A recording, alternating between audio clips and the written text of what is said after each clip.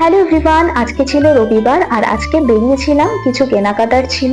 কেনাকাটার বলতে আমার মাসতুতো দিদির মেয়ে ওই পুচকেটার জন্য কিছু জামা প্যান্ট কেনার ছিল, তাই গেছিলাম গড়িয়াহাটে। গিয়ে একটা বাচ্চাদের দোকানে ঢুকলাম, আর বাচ্চাদের জিনিস দেখতে এত কিউট লাগে, তো ওর জন্য কয়েকটা জিনিস কিনে তারপর বেরিয়ে গেলাম একটা চায়ের দোকানে। গিয়ে একটু মালাই চা খেলাম, ওখান থেকে বেরিয়ে সোজা চলে এলাম ধোসা কফি বলে একটা ক্যাফে হয়েছে আমাদের বাড়ির ঠিক পিছনেই, ওখানে চলে আসলাম।